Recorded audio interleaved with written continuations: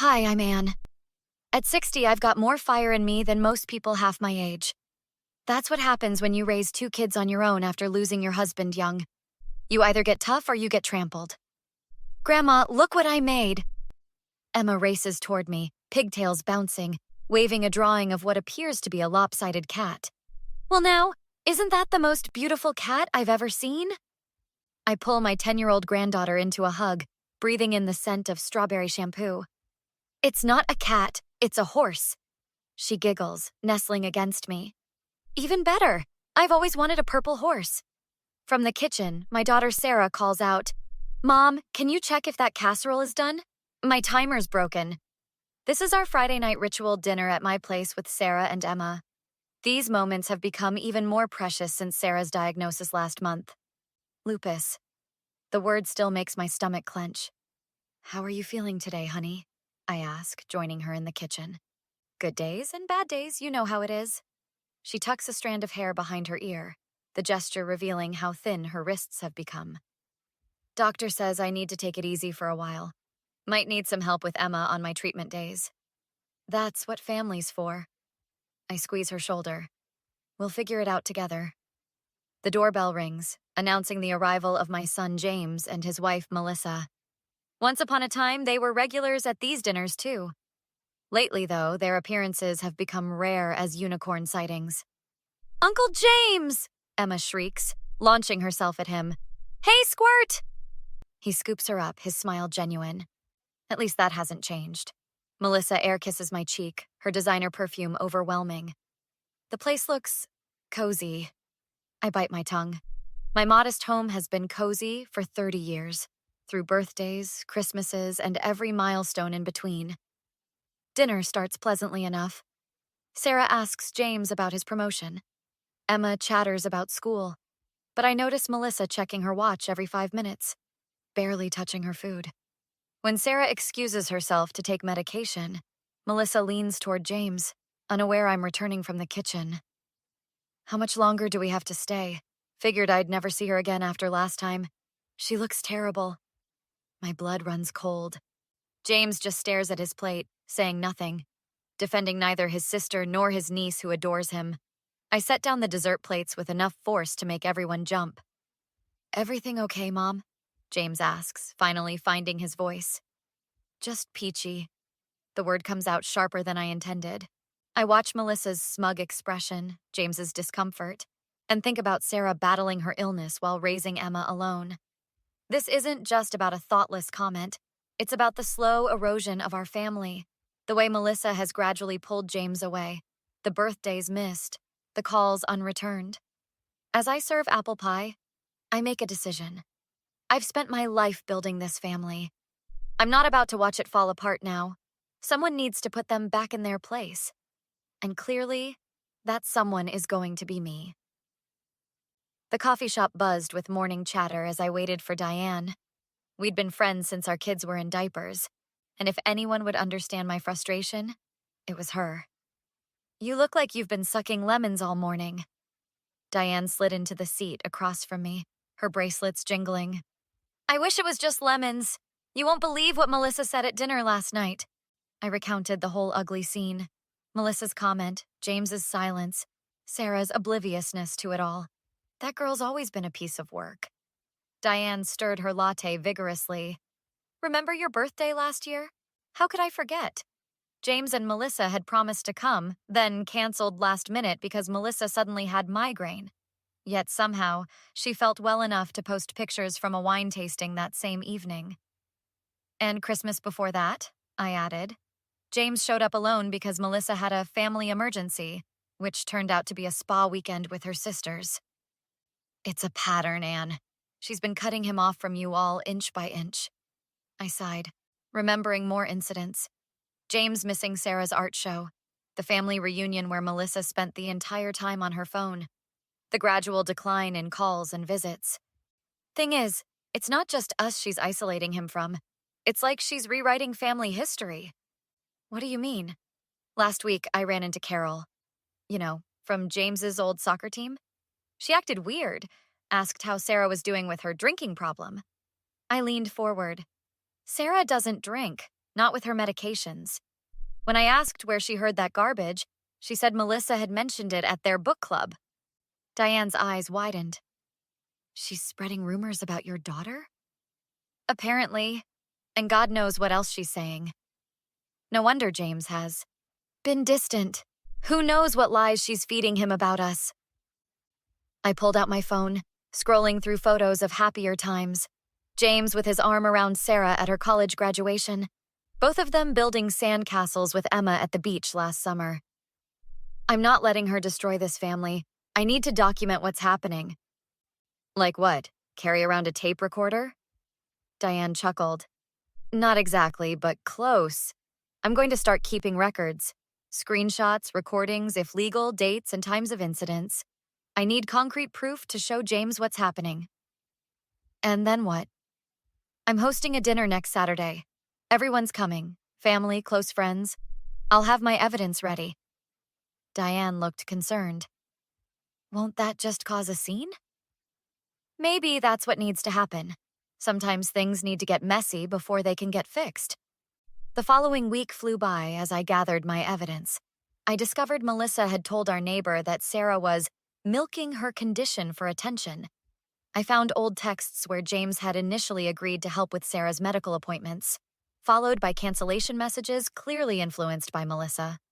Saturday arrived, and I spent the morning preparing. The dining room table was set, pot roast simmering, James's favorite. My phone pinged with a message from Sarah. Just checking what time tomorrow for Emma's birthday party? Haven't received details yet. My stomach dropped. Emma's birthday party. The one Melissa had insisted on hosting this year. The invitation list was supposed to include the whole family. I called Sarah immediately. Wait, Melissa sent invites 2 weeks ago? You didn't get one? No, nothing, but it's fine. Maybe it got lost. I hung up and checked Facebook. There it was. Melissa's post about Emma's party, tagged with friends and family members. Everyone except Sarah. I scrolled through the comments until I found one from James. Can't wait to celebrate with my favorite niece. He had no idea his sister wasn't invited to her own daughter's birthday party. My hands shook as I dialed James. This wasn't just petty exclusion anymore. This was cruel. The phone rang 4 times before James picked up. Hey, Mom, what's up? Did you know your sister wasn't invited to Emma's birthday party? What? Of course she's invited. Melissa sent invitations weeks ago. Well, Sarah just called asking for details because she never got one.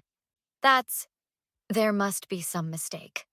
I placed my phone on the kitchen counter, voice recorder app running, as guests arrived for dinner. Melissa and James came first, followed by Diane and several family friends. In the kitchen, I pretended to organize dishes while Melissa chatted with our cousin Beth. Such a shame about Sarah, Melissa was saying. The whole illness thing is just so convenient, don't you think? Always when there's work to be done. What do you mean? Oh, you know, some people just love the attention. Between us, the doctors haven't actually confirmed anything serious. Later, I caught her telling James's friend Mike that Sarah was unstable and not fit to care for Emma. When Sarah arrived, I pulled James into my study and played the recordings. This is from tonight, I explained. She's been systematically turning people against Sarah, isolating you from family, and excluding your sister from her own daughter's birthday party. James ran a hand through his hair. Mom, you're taking things out of context. Melissa doesn't mean harm. Are you serious? Listen to what she's saying. Recording people without permission? That's crossing a line. What about the invitation? Digital invites don't get lost, James. Look, can we not make a scene tonight, for Emma's sake? While James rejoined the party, I texted Carol, Beth, and 3 other friends Melissa had lied to, sharing screenshots of Sarah's medical records, with her permission, and explaining the situation. Soon, the atmosphere shifted. People whispered, glancing at Melissa differently. When Beth pointedly sat beside Sarah, offering support for her real health struggles, Melissa cornered me in the hallway. What did you say to Beth? The truth. Something you might want to try sometime. You're trying to turn everyone against me, to ruin my marriage. The confrontation escalated as James joined us. followed by Sarah, who'd overheard everything. "You told people I'm an alcoholic?" Sarah's voice cracked. "That I'm an unfit mother?" "Sarah, she didn't mean—" James began. "Stop defending her!" I snapped. "I have proof, James. Recordings, screenshots, witnesses. She deliberately excluded Sarah from Emma's party." "You're choosing them over me?" Melissa turned to James, tears flowing. "Your mother has always hated me. She's trying to break us apart." Despite everything, the evidence, Sarah's hurt expression, James put his arm around Melissa. "Mom, I think we should go. We can talk about this when everyone's calmer." As they headed for the door, James avoided Sarah's eyes. The battle wasn't over, but I'd lost this round. 3 days after the disastrous dinner party, I texted everyone. "Family meeting, my house, Sunday, 2 p.m., non-negotiable." Sarah called immediately. "Mom, what are you planning?" Something I should have done months ago. I spent those days organizing my evidence. Screenshots, recordings, text messages, witness accounts. Everything neatly labeled in a folder. Sunday arrived. I'd arranged my living room like a courtroom. Chairs in a circle, my evidence folder on the coffee table. Sarah arrived first with Emma, who I sent to play in the yard. "This feels serious," Sarah whispered. "It is." Diane came next, followed by James. No Melissa. "Where's your wife?" "She's not feeling well." James wouldn't meet my eyes. "Convenient. Tell her to get here in 30 minutes or I'm coming to drag her myself." I'd never spoken to my son that way. His eyes widened, but he made the call. 20 minutes later, Melissa arrived, face a perfect mask of innocence. "I don't understand why we're having some emergency meeting when I'm clearly sick." "You look perfectly healthy to me," Diane muttered. "Let's begin." I stood, folder in hand. "I've called you all here because our family is being torn apart by lies, manipulation, and cruelty." Melissa scoffed. "Dramatic much?" I pulled out my phone and played the recording from the dinner party, Melissa telling Beth that Sarah's illness was fake. "This is just one example. I have dozens." For the next 20 minutes, I presented my case. Screenshots of Melissa badmouthing Sarah in group chats, evidence she'd deleted Sarah's invitation to Emma's birthday, recordings of her undermining James's relationships with family members. James's face grew paler with each revelation. "You're taking everything out of context," Melissa insisted, voice trembling. "This is a witch hunt." "Is this out of context too?" I handed James a printed email from Melissa to his boss, suggesting Sarah was unstable and James needed time off to handle family issues. "You contacted my boss?" James finally looked directly at Melissa. "Behind my back?" "I was trying to help. Your sister is draining you with her constant neediness." Sarah stood up. "I have never asked for anything I couldn't handle myself. I'm managing my condition and raising my daughter. The only drama comes from you, Melissa." "Everyone here has experienced your lies," I continued. "Beth and Carol discovered you spread rumors about Sarah's non-existent drinking problem. Mike learned you told his wife he made a pass at you last Christmas." "They're exaggerating." James scrolled through the evidence folder on his tablet, expression hardening. "Mom asked me a question last week that I couldn't answer. Why haven't we spent time with my family recently? Now I see it wasn't my choice at all." "James, don't let them manipulate you," Melissa pleaded. "No more manipulation." James moved to sit beside Sarah. "I'm sorry. I should have seen what was happening." "It's not too late," Sarah whispered. Melissa stood up, face contorted. "This is ridiculous. I'm leaving." "Before you go," I said calmly, "understand this. Our family operates on respect and honesty. You're welcome to be part of it, but those are the rules." She stormed out, slamming the door. 2 months later, James moved into his own apartment.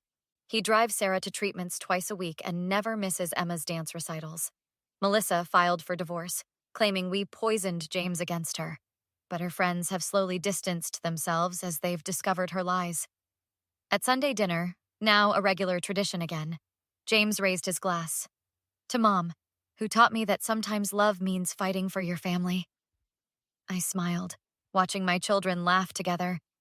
Some victories are worth the battle. So what would you have done in Anne's position? Was secretly recording Melissa justified? Or did Anne cross an ethical line to expose the truth? Would you have gone to these lengths to protect your family? Or would you have handled it differently? Share your thoughts in the comments below. I'd love to hear your perspective on this family drama. If you enjoyed this revenge story and want more like it, don't forget to hit that like button and subscribe to the channel. New stories every day about standing up to toxic people and winning.